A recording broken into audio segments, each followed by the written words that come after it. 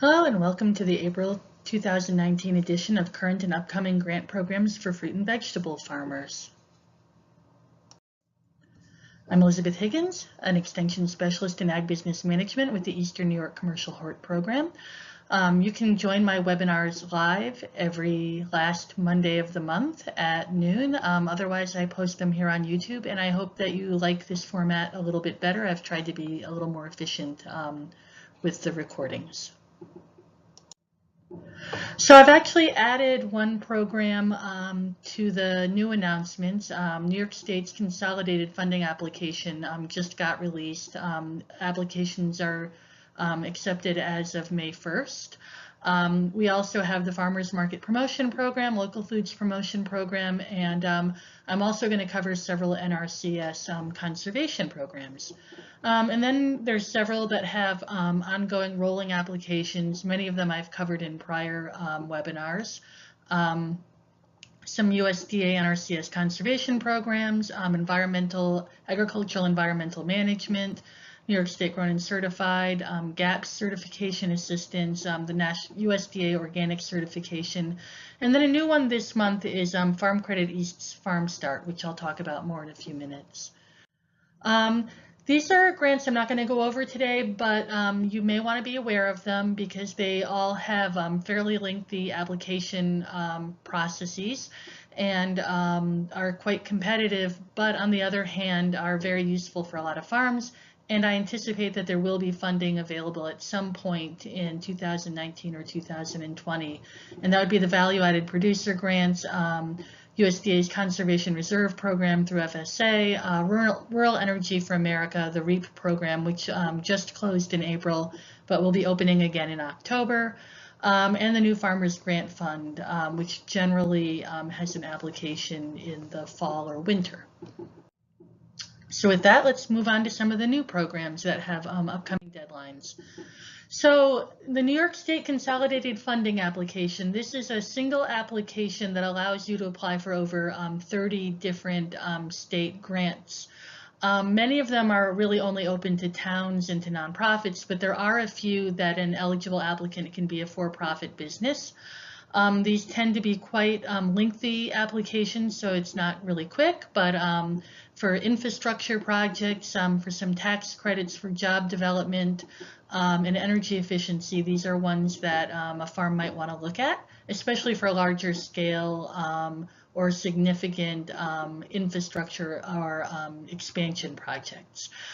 Three that are particularly relevant to agriculture would be the Excelsior Jobs Tax Credit, which gives you a tax refund for jobs that you create is over a minimum of 5 new jobs. There's a new program, Market New York, that provides some grants for tourism. So if you are an agritourism business, that might be a possibility, especially if you're looking at putting on some events that would draw quite a few people. And then there's a whole bunch of energy efficiency tax credits and grants also if you're really looking to upgrade your business for energy efficiency. Everything from pretty complex technical assistance to zero net energy type projects. So there are going to be workshops around the state over the next month, I think starting actually on May 8th in the Capital District, going in through June and July. The deadline is July 26th, so you definitely don't want to wait. And the application is available at the website below, or if you Google New York State Consolidated Funding Application, you should find it. Next, I'm going to talk about the USDA Farmers Market Promotion Program. This is a rare grant in that farmers can apply for this. You don't have to, it's not just for researchers or nonprofits. And what the point of this grant is to help improve the connection between consumers and direct markets. So things like improving farmers markets, CSAs, farm stands, agritourism, roadside stands, anything that really enhances the marketing for direct producer to consumer links. So there are grants available from $50,000 to $500,000. You do have to put down a 25% match, which is new for this program. It's quite competitive. Only 15% of applications were funded in 2018. The project does have to benefit more than one farm, more than one producer. So this is one where if you're part of an association of growers, or you work in a region and you have other farms also in your area that want to improve their marketing, and you're doing some sort of joint marketing, this could be a very good grant. It can do things like trainings. It can help with market analysis. It can help with advertising and promotion. It can help with becoming compliant with specifications like GAPS certification, for example, or food safety could be another use for this. One thing that's really important is that you cannot include any production-related expenses. And I used to be a reviewer for this program, and I did see some farms that did that, or some farmers, and that got either they'll take those funds out of the budget, or they'll disqualify it depending on how high percentage of the overall budget that is. It also can't rely on something being finished that isn't finished yet at the time of application. So, for example, if the project is to do marketing and promotion, but it's going to be for a farm store or a farm stand that's not built yet, but it will be done in, like, say, 6 months, the application would not be eligible. Whatever is critical to this project happening needs to be in place. And the same as it can't also be reliant on getting another grant. The sister project to this, or the sister grant to this, is the local food promotion program, where the farmers market promotion grant is for direct to consumer marketing. The local food promotion program really focuses on enhancing wholesale, consolidation, aggregation, storage of regionally produced products. So farmers are also eligible to apply for this, or cooperatives, producer networks, or associations. You can use it for a feasibility study as well, or a planning grant, as well as an implementation grant. This is a grant program that actually the planning grants can make a lot of sense for, if it's something that hasn't really been, that it's kind of in those early stages. I do find that the planning grants, the reviewers are a little less picky. I mean, because the funding is lower, and you're really trying to find information out. If you're looking at an implementation grant, you really have to be pretty much shovel ready and ready to go. Once again, these are competitive. Only 16% were funded last year, and it does require a 25% match, but it can really be a very powerful grant, I think. I think in our area, there's been several people who've received these for different types of marketing projects. So I said it's for feasibility studies, training and technical assistance for the business, outreach and marketing to buyers and consumers, and infrastructure improvements to the facility. You cannot use it for projects like gleaning or collecting food for donation. There were some people that actually have applied for this for something like this in the past, and that's not an eligible use, even though it is consolidation. It actually has to be consolidation of food that is sold. Once again, it can't be for production-related expenses. It can't only benefit one producer or business. It can't rely on something being built that isn't in place yet. And it cannot be a promotion to just sort of raise general awareness in the region about food consumption. It has to be related to a specific product or service. So if this is like, I'm in an apple growing region, if it's to promote local apples and consolidate local apples, that would be great. But to just sort of make people aware that like local food is good writ large would not be an eligible use for the grant. And it can't duplicate activities from another grant. So that people often try, you get something that's funded and it works. So, but it relies on funding, so you apply again, that would not be eligible. So I'm going to talk about several NRCS grants, and first I just want to back up and say that all of these sources of funds through NRCS rely on NRCS like working with a farm to develop a plan, and then these conservation programs are identified during that planning process to sort of meet identified needs and goals that the farm has that are consistent with environmental needs or conservation needs. So with that, there are several different programs and streams of funding that NRCS might look at for a specific farm. Conservation Stewardship has been around for a while, and this is a program that provides rental payments to farmers for implementing conservation practices on a farm, on working farms, as part of an environmental management plan. So this would be like adding wildlife enhancement to your farm. You know, maybe, you know, I used to work in an area that wanted to like develop a lot of high quality area for pheasants, so you leave like more like area habitat for birds, you know, or you have a sort of a haying or a grasslands management plan for bird, you know, nesting, ground nesting birds. It can be for protecting water quality. It could be cover crops. Resilience to weather extremes could be a type of a practice. So you would enter into a 5-year contract with NRCS to implement that practice. Funding is available on a first come, first served basis if there's funding in there. And so the way USDA works is they take applications any time for these NRCS programs, and then they will, when they have either a critical mass of applications or they you know, have gotten their federal allocation, they will close the round and they will assess all of the applications that have come in at that point. So if you miss the round, you can still apply. You'll just have to wait until funding opens up again and they close the round and evaluate your application. So on May 10th, if you're in the process of working on a conservation plan with NRCS, be aware that May 10th is a round closure date. And so you might want to, if you're kind of like got some paperwork you haven't finished or whatever, hustle it along. And you would apply through your NRCS county service.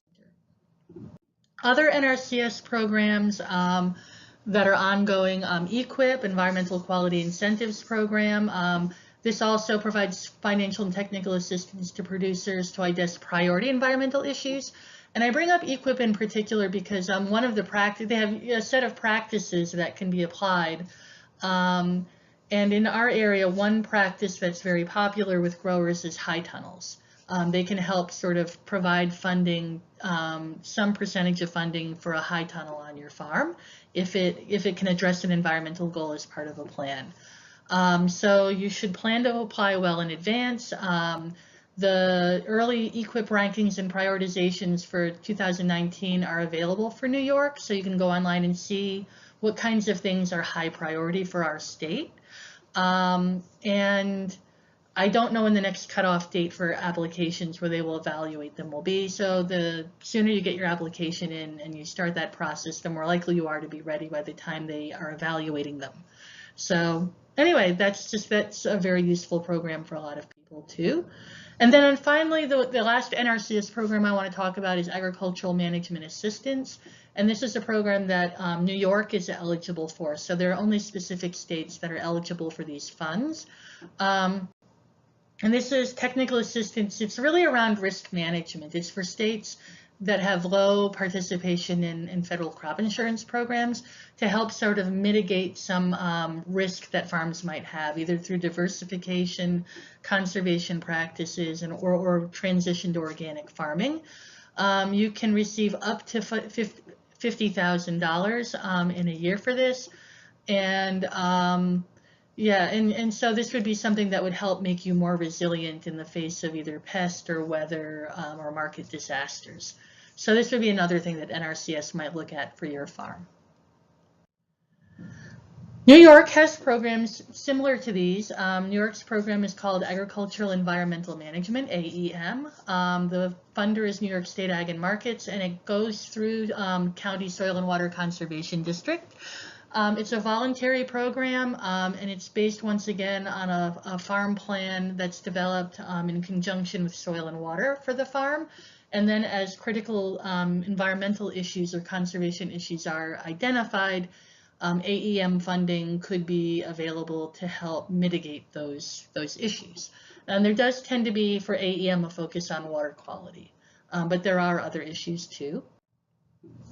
AEM is a requirement to be to do at least some level of planning through AEM is a requirement to be in the New York State Grown and Certified program.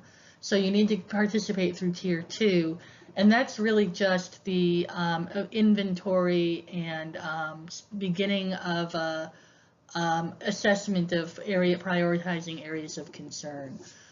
So it's not a very high level of participation in the program, but it's really identifying things that you're doing well in areas where you may, need to focus if where you may have an environmental problem. So New York State Grown and Certified, the other issue, this is sort of a two-part program. One part is being a good environmental steward, and that's where AEM is.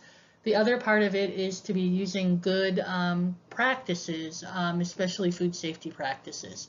So this has been a barrier for some farms also in participating. So the state has a grant that's being administered regionally, so through a whole bunch of different regions, to help growers meet specifically food safety standards to participate in New York State Grown and Certified.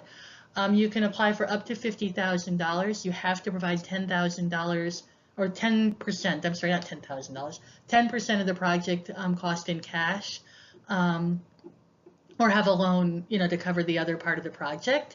And the project has to have a strong food safety purpose in order for it to get funded. So you are eligible if you are applying to be in the New York State Grown and Certified program, and it looks like your farm is eligible and can qualify for the program. And so you have to be able to meet, with these funds, it must be likely that you'd be able to meet food safety protocols for your industry. And then you would need to stay in the New York State Grown and Certified program for 5 years after you receive these funds. So right now, the regions that are in the Eastern New York, this area that I serve, 2 regions are still taking applications. Sort of northwestern New York, the Fulton, Montgomery, Oneida area is administered by CC Oneida County. They're taking funding, and then also the northern New York, Clinton, Essex counties are also taking funding on a first-come, first-served basis. In the other parts of my region, in the Capital District, the program's administered by Hudson Valley Agribusiness Development. And on their website, they say that they will be opening another round for applications probably in the fall of 2019. And then in the Hudson Valley region, they had a round in December that they've just finished evaluating, and they have said that they're going to open up another round this spring. I know that they do have funding available still. They had said April, but obviously April is come and gone, so I would be looking out for that. I would imagine by the end of May, when we do our next webinar, that there's probably going to be a round open. Another thing that New York has to help farmers, either with New York State Grown and Certified or just in general, is to help growers who want to get GAP certified. A lot of stores and retail outlets and buyers are requiring farms to be GAP certified. And the state has a grant that will cover up to $1,000 of the cost of a GAP audit, as well as the cost of water testing in order to be compliant. You can receive these funds up to 2 times for 2 different audits, but after you've received it twice, you're not eligible anymore. And the application for this is available on New York State Ag and Markets website. If you want to become a certified organic farm, USDA does have a grant to help make that more possible. You can receive up to $750,000 or 75% of the certification cost. And you go through your county FSA office in order to apply for this funding. Farm Start is a program I haven't talked about in the past. It's not really a grant per se. This is through Farm Credit East, and they provide a $75,000 operating line of credit for a startup farm and ag business that has limited financial resources or who would not generally be eligible for a conventional lending program. So usually like in your first 3 years. And in addition to this operating line of credit, they will provide free business technical assistance and software. So they will not only give you a line of credit, but they will help you make sure that your business is going well and being managed well so that you can pay that line of credit back. It's really great to be able to access affordable working capital when you're really getting going. So this can be a really useful program for a lot of beginning businesses. So anyway, that's what I have this month. Hopefully this has been helpful. And once again, these webinars take place the last Monday of every month at about noon, and usually they go for about a half hour. So you are welcome to sign up and participate or continue to see them on YouTube.